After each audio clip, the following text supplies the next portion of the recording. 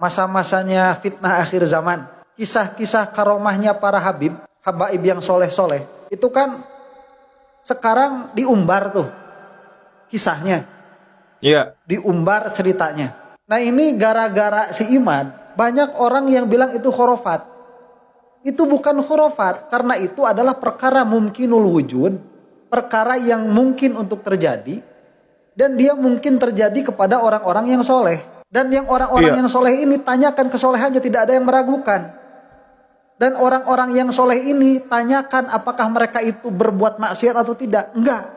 Dan orang-orang soleh ini tanyakan apakah dia mengaku nabi atau tidak. Tidak. Tapi tatkala dikisahkan karomah-karomahnya, dibilangnya khurafat. Ini Wahabi yang kayak gini tuh. Gak boleh. Cuman ya karena zamannya sekarang seperti ini, ya kisah-kisah seperti itu harus dikurangi. Jadi jangan diceritakan ke publik. Karena akhirnya orang-orang yang bodoh dan itu akan membohongkan, akan mendustakan. Akhirnya apa? Akhirnya nanti walinya didustakan. Kalau walinya didustakan, itu sama dengan mengajak perang kepada wali. Kalau ngajak perang kepada wali, itu ngajak perang sama Allah. Dia sekarang masa-masa. Nah, dengerin. Jadi para wali Allah itu diberikan keistimewaan oleh Allah Subhanahu wa taala karena ketakwaannya, karena kesolehannya. Seperti itu. Jadi kalau ada orang seperti Imad berkata khurafat para habaib, ya kalian akan berperang dengan para wali Allah. Wali Allah kekasih Allah. Berperang maka berperang juga dengan Allah Subhanahu wa taala.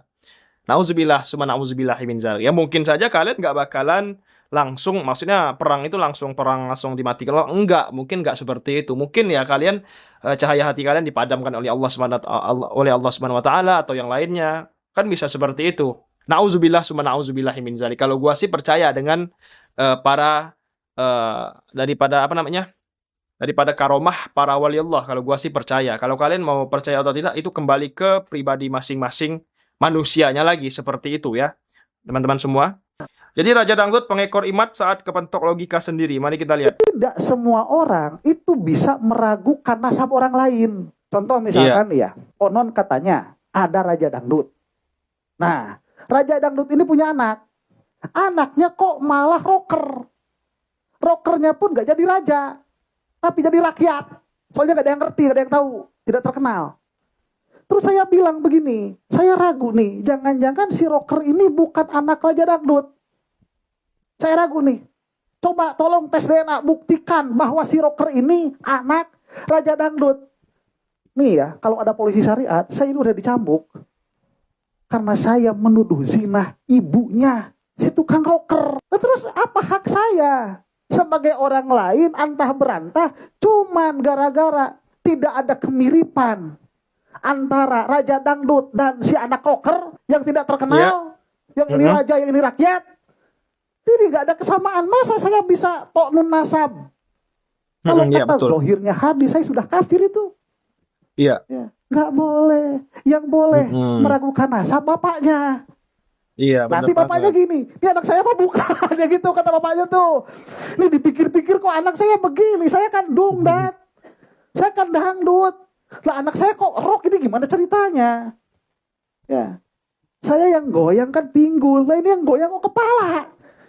Ah ini nggak bener nih. Coba. Nah ini baru bisa si bapaknya. Yang apa? Yang meragukan. Kalau si bapaknya yang meragukan, itu nanti bisa lian sama yang jadi istrinya. Kalau kita yang meragukan gak usah didengerin. Makanya apa?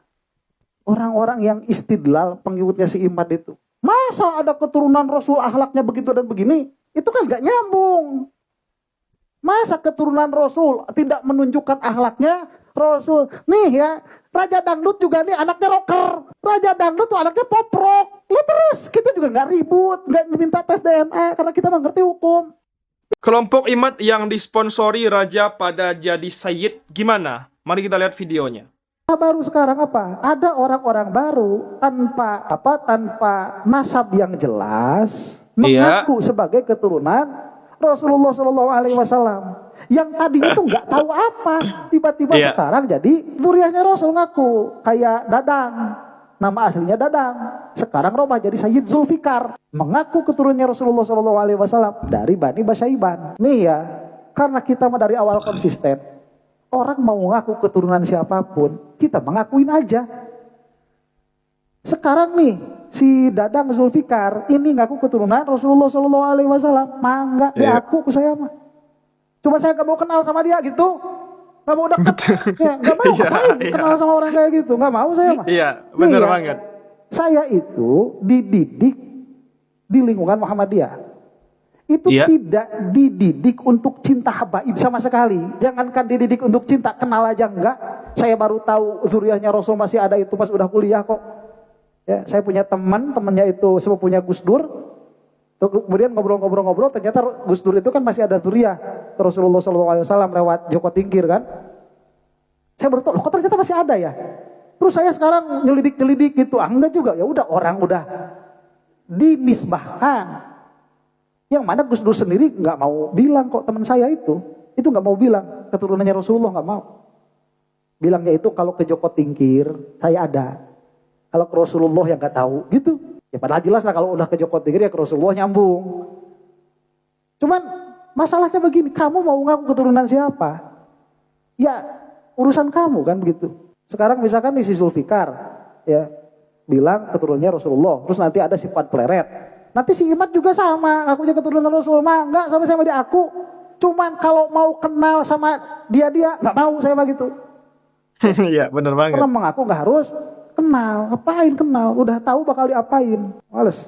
Ya, karena kita dari awal. Nanti kalau misalkan ada yang menolak, ya biar yang ahli-ahlinya, ahli nasab, biar ahli-ahlinya. Oh ini mengaku keturunannya Rasulullah. Kemudian ada ahli nasab menafikannya, sudah itu urusannya ahli nasab. Iya, ya, kita benar. itu bukan ahli nasab. Nasab itu loh ilmu yang dalam banget kalau di dalam agama itu. Mana pernah kita belajar ilmu nasab? Nggak ada. Ya, nggak ada. Ada masalah baru sekarang. Nah, luar biasa ya, luar biasa teman-teman semua. Jadi mengenai Imat ya kan. Jadi sangat luar biasa sesat dan menyesatkan, kita jangan ikut sebagai masyarakat awam. Lebih baik salah mencintai daripada salah membenci teman-teman seperti itu. Mari kita lanjut ke video selanjutnya di sini. Jadi jalan kabar ghaib kenabian itu ada 46 jalan. Yang 45-nya sudah tertutup. Sisa satu apa? Mimpi yang benar. Makanya kalau orang soleh mimpi benar itu mimpinya. Apalagi bertemu dengan Rasulullah SAW. Ya, itu benar mimpinya orang-orang soleh. Jangan dibilang khurafat. Kamu itu berarti membohongkan orang sikoh. Ya, ini asal perkataannya dari mana? Ya kalau misalkan orang-orang tidak bertanggung jawab sekarang, orang-orang yang banyak maksiat mengabarkan kisah-kisah seperti ini tidak menjadikan kisahnya khurafat, enggak. Kisahnya tetap benar. Kenapa? Karena sebelum si orang tukang bohong ini berbicara, itu orang-orang soleh sudah berbicara sebelumnya. Seperti itu, luar biasa. Jadi kalian jangan bilang khurafat, ada habaib cerita mengenai zuriyah Nabi Muhammad, para habaib terdahulu mengenai kesolehannya, bisa melakukan ini, melakukan itu, ya itu adalah daripada keistimewaan yang diberikan Allah Subhanahu wa taala kepada orang-orang soleh, orang-orang yang memuliakan ilmu seperti itu. Itu hadiah daripada Allah Subhanahu wa taala. Jadi kalau kalian bilang ada orang mimpi orang soleh itu kalian bilang khurafat, maka kalian belum berilmu, belum sampai ilmu kalian seperti yang disampaikan oleh Ustadz Angga Sugi ini. Jadi mimpi orang soleh itu rata-rata benar. Jangan dibilang nggak benar ya. Kalau orang soleh, para habaib mimpinya itu mi'raj, itu kan cuma mimpi, bukan berarti tubuhnya pergi mi'raj. Seperti itu. Luar biasa teman-teman semua ya, penjelasan dari Ustadz Angga Sugi ini.